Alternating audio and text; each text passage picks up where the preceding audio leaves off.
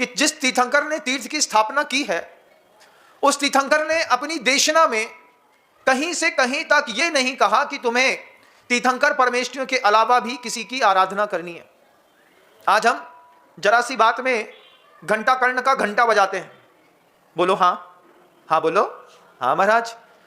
जो नहीं बजाते हैं, जिनकी श्रद्धा सती स्त्री के जैसी है, उनकी तो कोई बात नहीं। लेकिन जिनकी श्रद्धा में थोड़ा सा वैश्यपन आ गया है, श्रद्धा में भी वैश्यपन होता है ना। श्रद्धा में वैश्यपन क्या है?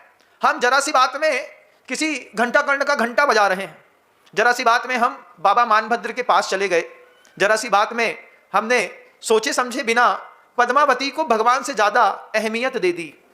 भगवान वर्धमान स्वामी के तीर्थ शासन में ध्यान रखिएगा इस बात को, भगवान की देशना में ये लोग कहीं से कहीं तक उच्चरित नहीं हुए।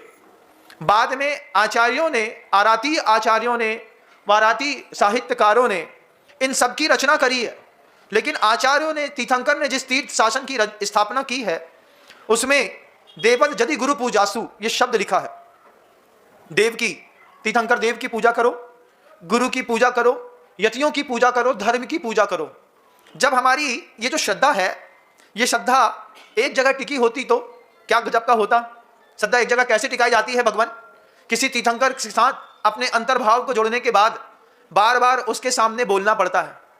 दृष्ट्वा भवन्त मनिमेष विलोकनीयम नान्यत्र तोषमुपयाति जनस्य चक्षु पीत्वा पयः शशिकर धुति दुग्ध सिंधो छालम जलम जल निधे रसितुम कैक्षेत। क्या बोलता है भक्त, क्या बोला आचार्य ने?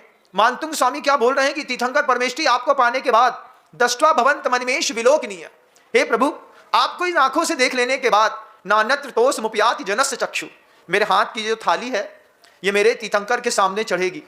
इस थाली से द्रव्य बचा करके मैं अपनी श्रद्धा को वैश्य नहीं बनाना चाहता। हमारी श्रद्धा तीर्थंकर से ज्यादा ऊंची कई जगह अन्य भवनत्रिक के देवों में चली जाती है।